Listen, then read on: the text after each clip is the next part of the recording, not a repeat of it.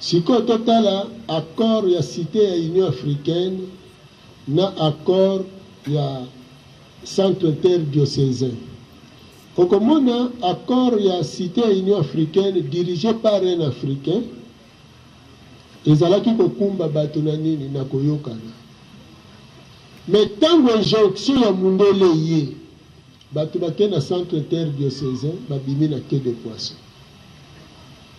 Omoni yango sikoyo parce que mundele ayebi esika tozali yango azosala par tous les moyens bambula eleka parce que aboyi que na période ya 4e président réussite ya makambo wana esalema soki bambula eleki yango nomoni na bakokosa bapardon ya lokuta ezali yango na recommandation ezali ke na période oyo kotala nano couleur politique na yo te mais biso to contraindre bapoliticien na biso bayokana baza na obligation bayokana parce que soki bango bavandi esika moko bayokani baye kosenga biso pardon sikoyo balaki biso ke balingi baservir biso peuple na lero wana bakomi bapoliticien na biso et soki bakomi bapoliticien na biso tokena bango tie pa mindele mindele bofuta biso niongo na biso.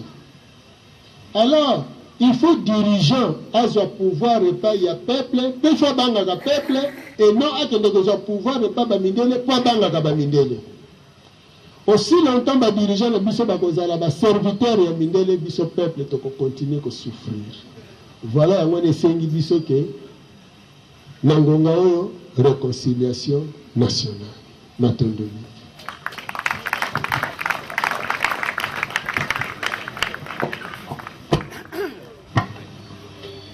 Kumba muno papa vangu ex ngalo mukana question ya kuyuvusa mukana kumona ke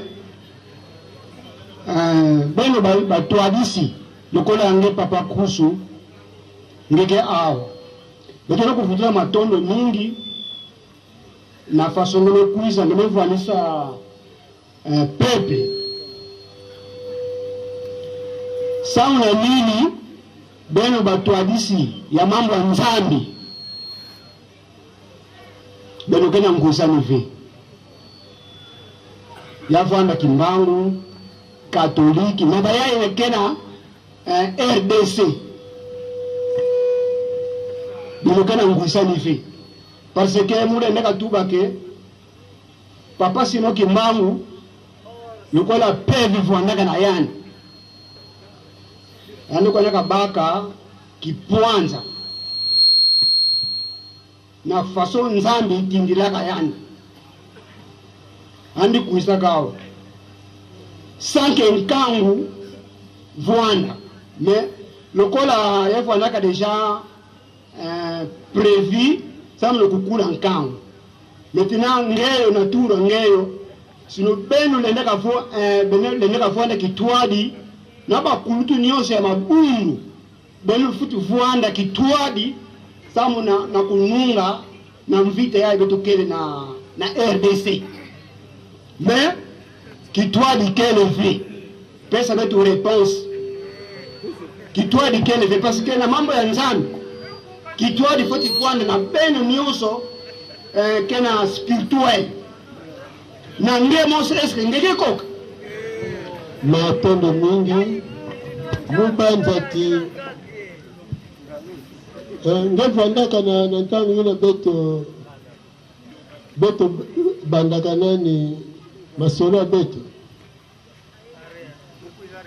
nge kuiza na retard matondo mingi biso musapi moko esokolaka nano elongi te bayebanso momoni bavandi awa po bomoni bango balati mbamsumo late kokani mutu na mutu aza na lingomba na ye soki atelemi akoyebisa bino mutu na mutu tozwa kaka ata mwa échantillon nano moke mpona oyebaki mutu na mutu aza na lingomba na ye ngunza na alwe soki bokoki kopesa lingomba na bino na kombo na bino bopesela yango na monoko ya mboka mpona esunga ndeko na biso nano malamu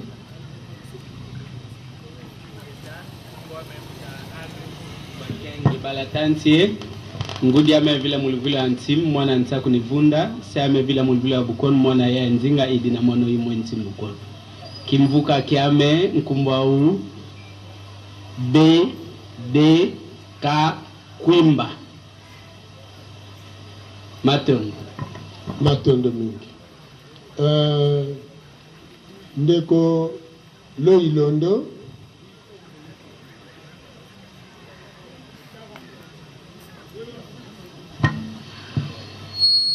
mimi nime uruka Bangala u Equateur e nyumba imi yalibo yeri bumpaha nyumba kama yeri mampaha kutoka nkakawa yeyo teyera kumukushu kyamuza na pana na ngola ne muyani wekola nsiku ane u Congo di Antotila teme u Equateur bo balola wana lingala po bandeko bayoka ngai lobola Loilondo moteti ndika mobeti lokole nguiza oyo auti na Equateur ndebongo tokoti na kati ya religion vutuka oyo ekambami na nation ya nzila po na kotanga bokoko pe bonzambi bwa bokoko na bakoko na biso na nzela na bango lokola etinda epesameli bango uta mokili mwa kala mwa biso mwa Congo di Antotila matoni.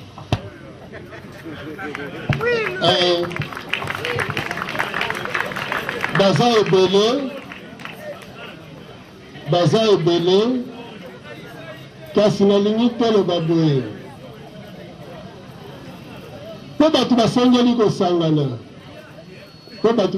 kosangana bachef spirituel mikanda etambolaki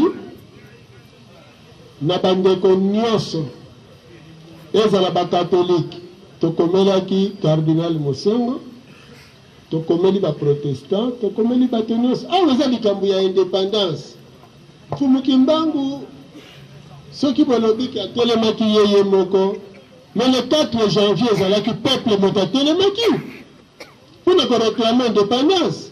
Donc il faut peuple à la mukapo à réclamer indépendance na ye. Nde sika problème ezali. Or na kati ya peuple ozala évêque, ozala cardinal, ozala mwalim, ozala politicien, ozala nani nyonso koki kozala ozala na nzila Congo ozala wapi biso banso zosenga biso bomoko lelo. Alors page ya lobi tobwaka yango toza page ya sika. Olandi papa. Donc démarche yango ezomona tina bomoni bandeko baza ebele. Donc nabiteni nyonso tokomelaki bango mikando ezomona ba copie réservée na ba politicien biso nyonso tozala kaka monoko moko matondo mingi. Merci beaucoup. Comme on a dit Nzao, il est distrait. Mfumu kusu totondi présence na yo awa. Présence na masu oyo po ya kolandaka nengwa oyo tuzale koyoka na barado na biso. Penza asali oyo nde toyeli awa. Sans ye koyala biso lingo zala te. Defendaki thèse na ye na ndenge longobani. Mais esengeli ya solo ezali peuple noir. Titolanda ya solo prophète na biso Kimbangu. Mais namoni ngonga nyonso Kimbangu azalaki wana banenantisaki ye. Tozoyo bate bozalaki koluka nini, bozalaki kostenga wapi po nangonga oyo. Biso tokomi déjà ba christianiser ndenge alobaki. Christianisme si ekoti biso tina mikuwa. Maintenant lelo boya kobangolo ndenge tokutaki na impere lelo tokomi na ndenge tozoloba awa. Esengeli sikoyo kolona penza misisa po tolanda eloko nini tokolanda oyo peuple congolais akomona kia solo vutuka ngo tina zozonga sima na yeba nozongela nini na sima po bondi mesi ekoti. Papa mfumu nkusu balobaki na biso ke yonde oya kolandela biso futuka ngo elakisi nini tant tout refutuka pe kokufa ya mutu e bandi bomonono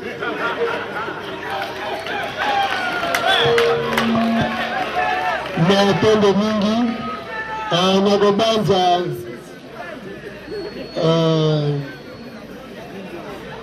eza likambo botolanda yambo na yalola ndeko koko nzinga ngunza nzinga pesa na lukombo ya lingomba nope na monoko mboka na yo te bino te dizi na jama ngunza nzinga nduku ndidi mwana kinzinga mfumu makunku ndidi musi territoire ya Chekimbanza secteur Mbavu bwala di Matamba dize di kimvuka kebilandi ya Kimpavita.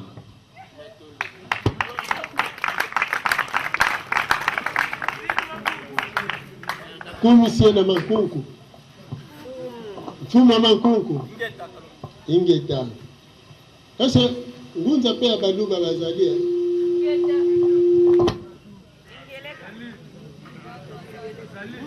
Kuba soki azali bonga kozwa maloba kasi toyona nuto ya nolandeko simana ntozonga na ngunza kuna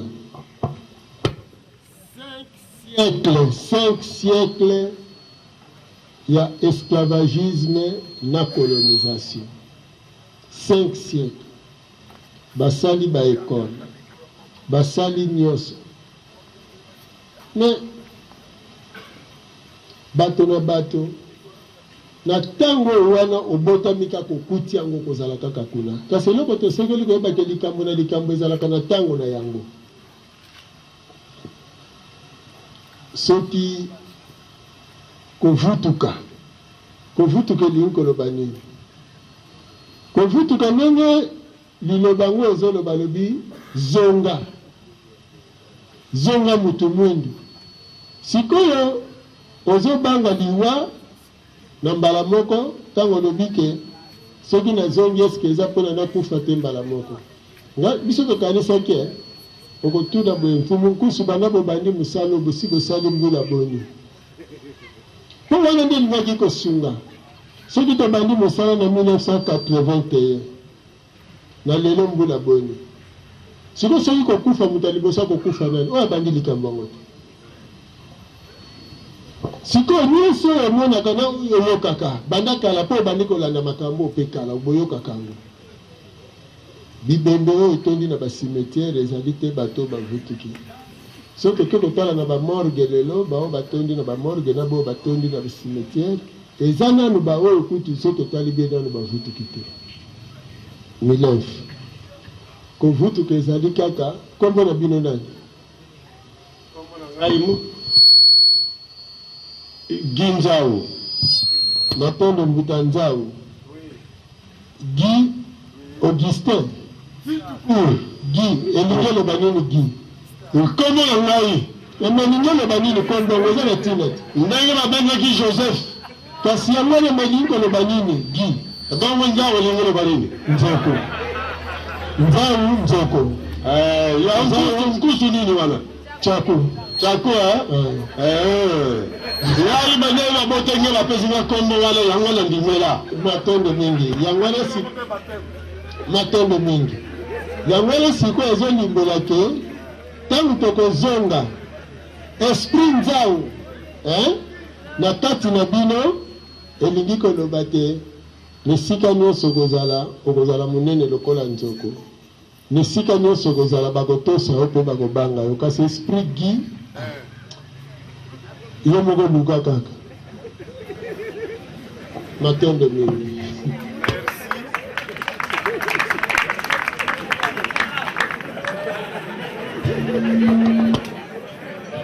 kolandela ngonga tobandi totikali na 2 intervenants matondo Comment on Christelle Luzolo ngai na ye kotuna kama mutuna oyo papa lobaki to éviter pauvreté biso a na kinzamvete toza ba paysan tozolona tozolona bamanioko madesu nguba nyonso bajardin tozosala me ntango okosala jardin ere moko odepense 30 000 francs me ntango okoteka mokala ya ndunda okoteka yango ya mosusu na 5 000 francs moto okoevite pauvreté ndenge nini na sansi nini mpo mopiku ya linyoko eza na mopiku 200 francs loso eza na verre 250 siko tokoevite pauvreté yango ndenge nini motuna na ngai ezalaki kaka wana matendo mingi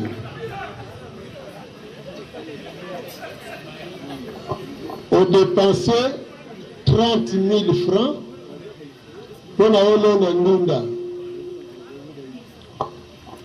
oke kotekisa mopiku moko mokala moko na 5 000 eloko nini esalisi yo dépense ya 30 000 yebisa nanu otie nini na nini mpo esala 30 000 wana bien sûr nabandeli na pépinière ya kosomba kokatisa kosalisa labour bato wana nyonso ozozwa balia basala nyonso okende na madesu nguba okatisa mbongo linyoko bato bakopikola kaka mabulu wana mbongo nyonso mbongo soki osali totalité ya biloko nyonso wana mosusu okoleka odela sikoyo ntango okobanda kobimisa biloko wana mpo oteka ozomona keneti yo kaka nde moto oza na perte povo ntango tokokima ngo ndenge nini telema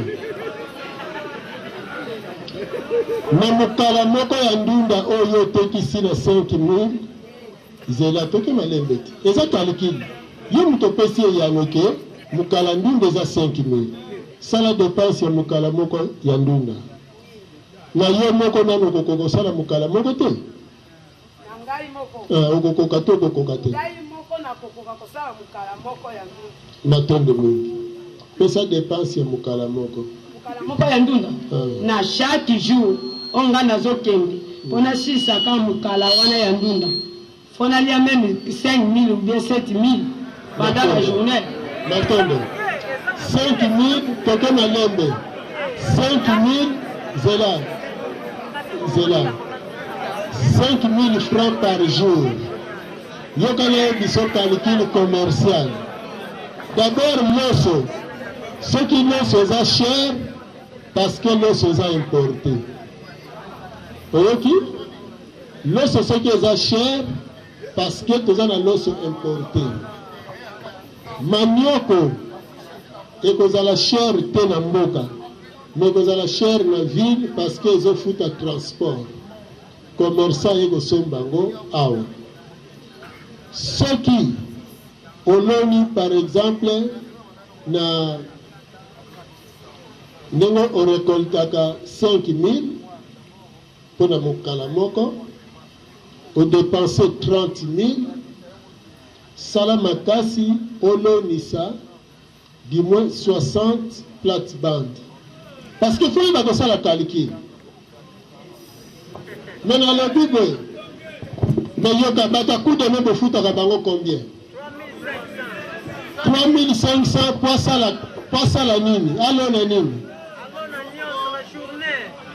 palona la journée mais un vrai commerçant parce que osali bilanga mpo na commerce soki ndunda ezofuta te change moko c'est ça mais soki yo ozotindama na eloko epesaka perte soki yo moko ozoraisonne malamu te membele tika ochange parce que soki tolingi tocombattre pauvreté tika tolimbolela bino oyebi eza na mboka moko te ezwa développement na diamant mboka nyonso na mokili ezwa avantage na yango na agriculture bamboka nyonso mais ntango bozosala odepense bosala likelema na baninga parce que bakoko bazalaki kosala agriculture ya grande échelle omoni ekocombattre pauvreté il faut bato bakota na kati ya mosala mpona kocombattre pauvreté lelo soki ozosomba loso 5 000 francs ma 2 sur 5 000 francs, on se compare. Si tu as ici Mukala Ndunda na 5 000 francs, mais puis quand Ndunda est combien à 100 francs. 200 francs. Voilà, mon pico bilolé, ça combien? Mon pico bilolé, ça combien? 200 francs. Ok, la plate-bande, moi comme le bilolé, ça a combien de mbongo? Ça dépend de plate-bande. Mais ça dépend, ce qui veut dire, matin de ming. Il y a un autre sunga bino boy. Quand vous remarquez que dans le où tozo vivre, tozo te qui sont moins cher, mais tozo somba cher. C'est ça le capital. Ok. Tozo somba cher parce que quelque part, ça le libiso complot, bilo connu so ils ont importé, ils ont coûté plus cher que les produits locaux. Comment dire? Si tu as ça la ligne, où ils ont importé, pour tout le monde produire yango awa, il faut réformer ezala. Pour tout le monde exporter plus, importation moins. Chine le l'a du développement naïe parce qu'à côté de la même politique wana. Alors ceux qui puissent te dire que tout le monde produire communauté internationale auto tanga. Alors il faut qu'on maintenir mutumundu na nini na pauvreté. Si quand on a la pauvreté, il faut que nous réclamer Atika Bisso libre. Et en plus, quand on a un membre de Bisso, ils ont pour un tracteur. Pour ceux qui ont dit que ça un tracteur, on peut dépenser moins, on peut récolter plus. Maintenant de monde.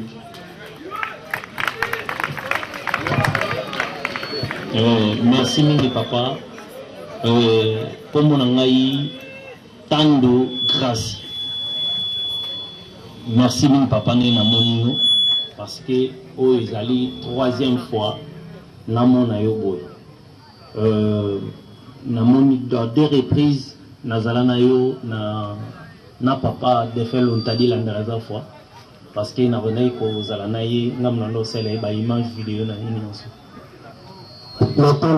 Merci. Question na izali boy. Quand on a eu na kuti ozolobake mbongo na biso ezali pa mindele fo ba pesa biso yango. Oui. Mais na limina inquiétude na ngezalaka parce que ceux qui totali ba travaux nyon sezo sala manamboka na biso oromona ba tie ba panneau ba komi financement Banque mondiale BCECO donc financement et uta kaka na libanda ya mboka. Kobanga na ngezali mbongo wana bato wana bapesa biso poto sala oyo nyonso tozo sala yango wana te oyo bapesa biso déjà to ezali mosusu oyo to wana bakobosa na yango mbongo wana ezali bakopesa biso yango po totonga mboka ndenge tozolinga totongela yango. Merci. Matondo mingi tokoyanola motuna na bino boye financement oyo nyonso eyaka d'abord balobi boyebi ke Congo aza na dette selon Mundele na Banque mondiale na Fonds monétaire international badefisaka biso mbongo esilaka te todefaka kaka. Afrique adefaka auprès ya Banque mondiale na Fonds monétaire international. Tant que tangi charte de l'impérialisme, Mundele alobi boye. Badi la même à la mutata, zala prudent, et c'est le comment continuer ça très important. Mundele alobi, en Afrique, ba dirigeants africains, ba koki konfia ba mbongo na ba banque na bango te. Le mbongo wana il faut batiaka yango na ba banque na biso po ba bénéfice na yango tozwaka yango tokosaka kosunga bango malembe soki tososoli yango omoni te keza ba bénéfice oyo bango ba travailler na ba mbongo ya ba dirigeant na biso bazwi awa bake kotika epai na bango babénéfice oyo bango basali bakosi biso ke bafinanse eza kutu donc grave lisusu parce que osaleli mbongo ya moto okosi ke ofinanse nzoka eza mbongo na bango moko odefisi biso mbongo oyo eza mbongo na biso moko omoni toke na contentieux tokozwa bango bambongo ya ebele mpenza alors ntango botuni soki financement wana eza yango te wana yango te financement eza yango te tata parce que mbongo na yo moko osimbisi ndakisi epa mama to epa papa lobi simbelanga mbongo na ngai azwi mbongo na yo ate adefisi yango epa moto avec intérêt motu wana afuti mbongo avec intérêt sikoyo ye aye koyebiso nalingi nasunga yo olingi nadefisa yo mbongo mikolo oyo yo wana tosimbi nanu bien soki apesi yo adefisi yo soki akabeli yo eza mbongo na ye ou bien eza mbongo na yo azotravaille nango eza mbongo na yo sikoyo ndenge nini bokoloba te no estce eza mbongo oyo wana te toza na mbongo badirigant africain bazokende kotia me mbongo tozolobela ezali mbongo ya niongo oyo bango baviole bagere Congo pendant 57 ans omoni mbongo ya niongo eza epai oyo wana mbongo mpo bazwaka na mayele mabe eza epai tokoreklame yango le 18 milliards ya mobutu eza wana tose réconcilier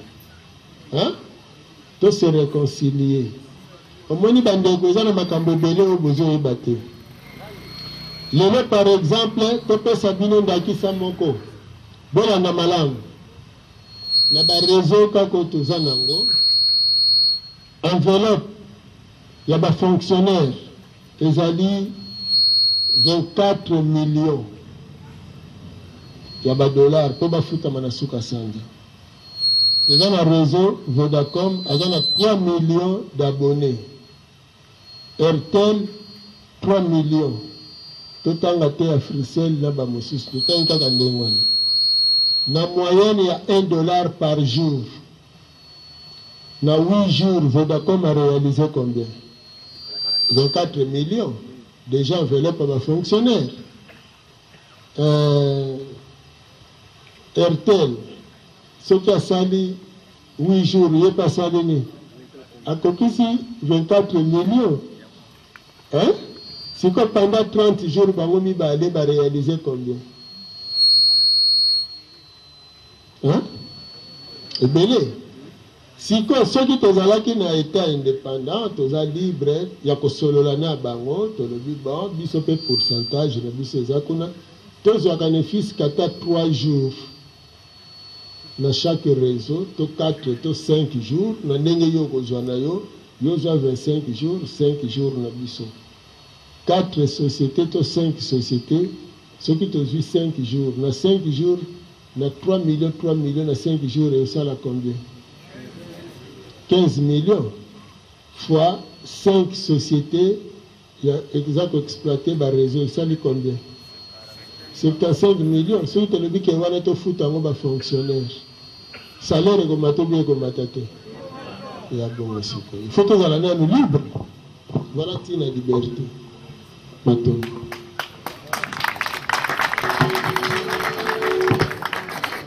Merci beaucoup. Aïe kombo nangai lungu firmin. Nazamo pandisanga. Nazana ba question mi balé na reposer au fumo kusu. Ya liboso nasalaki émission non nengo lukembisa. À la question il y a un livre vraiment que j'ai 17 figures il y a Jésus. Parce que la posé une question, Yesu a rétorqué pour nous retourner. Yesu oyewape andimela parmi les 17. Jusque là, réponse est en noté. Dans mon posé une question. L'appel à mon tour par rapport à Fumokimbangu. À moins que je me trompe, les gens ont 2 figures déjà. Il y a Papa Kimbangu. L'objet rien n'empêche et comme a mis ça, tout le monde est mitano. Donc on risque tous on a la même logique. Mais il y a la confusion. vraie figure ya Kimbangu parmi mibale otokomi nango déjà. Te na ye nango te me na yebi yango mibale. Nakoloba moko ya liputa, moko ya costume.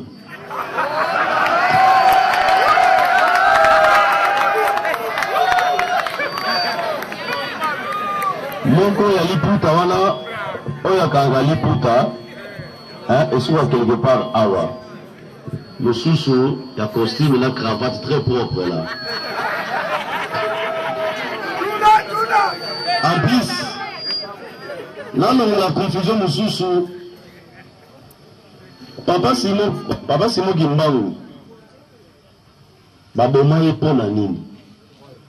Parce que certaines personnes vont le baquer non. Baboma est parce qu'il y a un côté ya maté ya Yesu.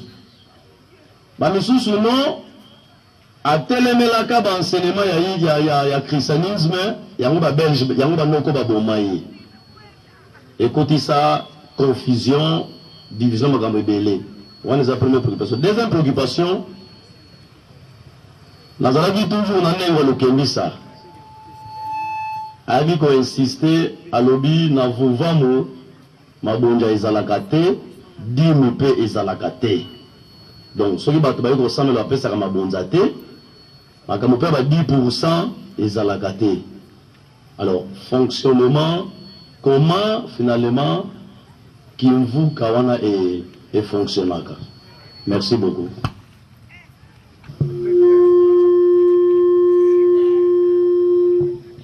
Matondo mingi. Ba figure mibale ya Mfumu Kimbangu. Te. Bino moko bosibo yanoli ke eza bongo te. Pamba te Mfumu Kimbangu azana liputa. Mais oyo ya cravate, est-ce que ozolobela papa Kimbangu Kiangani ou bien ozolobela Mfumu Kimbangu ya 1921?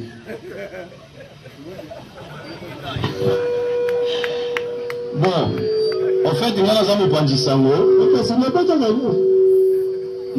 Singa bandeko parce que biso toyebi Mfumu Kimbangu azana liputa. Mais sikoyo bino balobi ke muso alaki cravate yango tolingi toyeba oyo bino bosali allusion ya cravate est-ce que ezali papa nani Kimbangu Kiangani te mbala mosusu soki eza ye olobi ke eza ye bongo biso tobindoli nazotelema mingi na kombo ya Kimbangu parce que soki otangi na nsima na yo foto moko eza wana aza mpeka Kimbangu soki malheureusement foto mosusu eza te soki foto mosusu ezalaka oyo ya cravate na veste Kimbangu kaka parce que ma photo oyo na monaki na livre na lengwa lokembisa moins ressemblance mais différence ya mike mais Jésus matondo mingi soki yo boti mwana na yo opesi ye kombo ya Kimbangu soki olingi olobaka ye wana mpe ya 1921 te problème eza na kombo te oyo Yesu balobi 17 wana bato bazobelela ye na kombo ya Jésus de Nazareth bachange te bango nyonso bakomi Jésus de Nazareth mais awa même soki olobi Mfumu Kimbangu 1921 papa Simon Kimbangu Kiangani ye balobi abotami na 1951 kosangisa te tata omoni Mfumu Kimbangu azali moko papa Simon Kimbangu Kiangani azali koko ya Mfumu Kimbangu ntekolo ya Mfumu Kimbangu. Bon Mfumu Kimbangu balobi akufa pona nini bamosusu balobi azalaki propagandiste.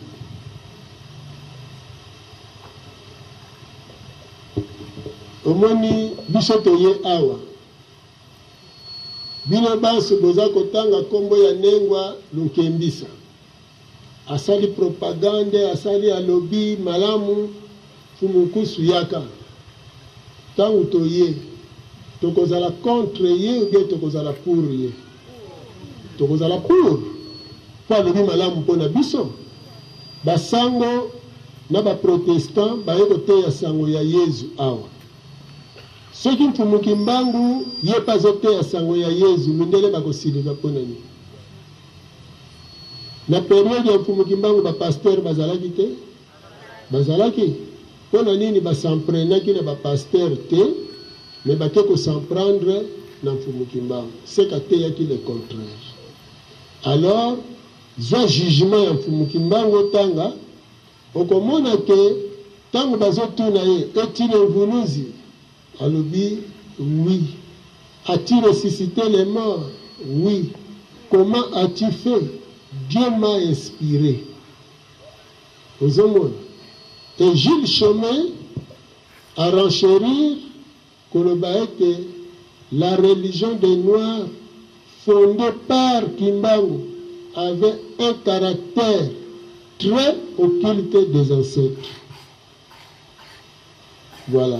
Donc, on va falsifier le message en Kimbangu, ne balingi baloba ete aza motindami. Parce que ce qui est dans l'histoire, na bandi ndeko ya utotelemawa, donc on a dit que azako zalana bisole to banai ko solona papa lotadila. Église de Jésus-Christ sur la terre et qu'elle a mis en 1959 et non en 1921. Bon, comment fonctionne? Parce que dime, parce que mabonza masungi bato basungaka musala 4 contributions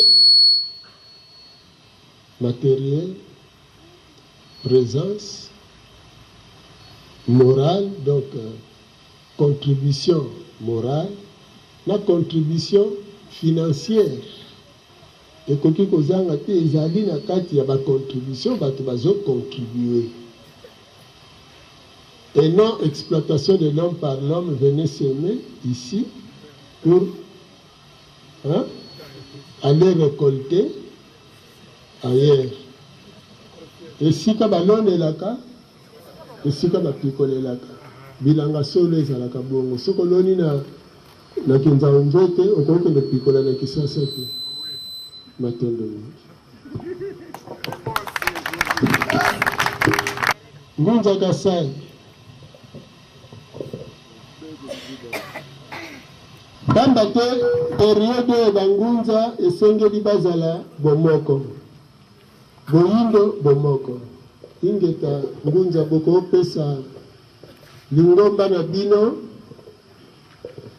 na monoko mboka na bino meme ngeleka chimanga tujiba chisumbu cha bulele la bwa ne manata bulele bwa bafike muje wane manataluji chisumbu chetu cha Kasai mali munene tujiba lomigo ko Kasai nokuche sans tujiba lomuji ko jingoza mulola ikabilonji matondo mingi bandeko mususu bayoki basusu bayoki te sikoyo loba na lingala to bibiso kombo na biso ngere kachimanga bisanga na biso kombo na ngo bosembo ya baindo na nzela ya Manataludi tolona mi na Kasai pe bongo na Kisasa nde ya mutu lobi to kambami na ngunza mulola ikabilonji bomoni to profiter pour le beloko moko na Congo central boko ke novanda na Congo central les a le discours to ba discours ya kato beto bana ba Congo ba mingizila bazana bamboka na biso wa ba kokite kozala kasi ba mai nyoso oyo eza na Congo ebwaka mai nango na fleuve pe fleuve aye munene pona ba mai wana nyoso sikoyo na kati ya mabota nyoso mundele akotelaki na Congo central donc précisément na royaume Congo.